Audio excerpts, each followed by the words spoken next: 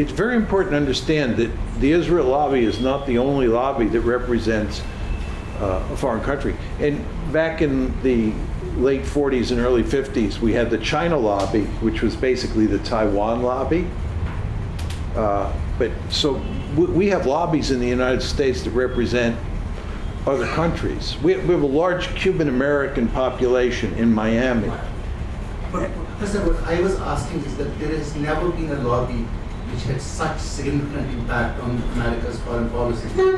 I agree. I agree. I so said. Do you think that that is also a possibility? Because there is also another angle to this entire thing. That, that there is a massive, Christian evangelical population also, which looks at it purely as a religious issue, and Well, I'm not 100% certain I understand exactly what your question is, because you've been wandering around, making a lot of different points. But you're asking me if it has to do with religion? Yes. The religious identity of the leaders. I was saying because Palestinian, because there is been lesser question on this issue. And even if you look at other conflicts, recent conflicts, where the lesser questioning has happened is on Iraq, for example. Where it was like... All right. Look, the lobby has an important element in it that's comprised of Christian evangelicals. These are called Christian Zionists. And for them, this all has a religious angle, right? Because to facilitate the second coming of Christ, right, they believe that Israel has to dominate all of the Middle East. So there is this Christian evangelical element inside the lobby. But I think as far as the Jewish organizations and the Jewish individuals who are in the lobby, I think that what you see is not so much religion. I mean, I think there's no question that American Jews who are in the lobby identify with the Jewish state. That makes perfect sense. So in that sense, you can make the sort of argument that you're making. But I just have trouble following exactly what your question is. It's not.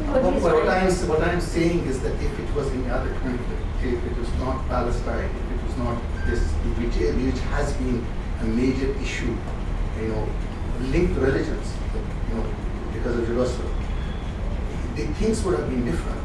And well, I mean, and the lobby is comprised of Jewish individuals and Jewish organizations who are going to identify with the Jewish state.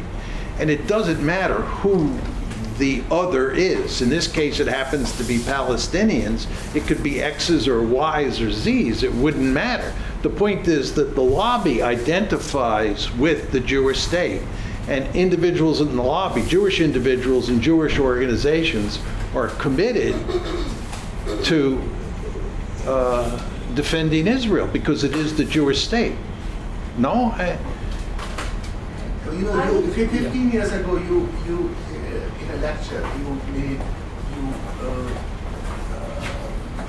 said that there are three types of American Jews. If you remember, I do remember. Righteous Jews, Africans, or these, New Afrikaners. And also, remember the third one. See, what I was trying to, and you had at that point of time said that if Israel does not have give a state to Palestinians, then they will have an apartheid state, will be a greater Israel, and eventually it will turn with passage of time into a state where Palestinians will be the political majority. But I've already said that Israel is an apartheid state I'm today. saying you actually said that to sustain an apartheid state is very difficult, and eventually what will happen is that it will become a Binational. it will become a state where. But this is a different question. This is not the question you were originally asking me. I'm my having. primary question was that one of the things that people who are looking at the Palestine-Israel conflict are not talked about, which is that if it was not a religious conflict, it would have been much easier to resolve. Because the idea that, because there is a history to this thing. There have been crusades going on for 1,000 years to go to Jerusalem. No, there's not. The entire thing is like connected.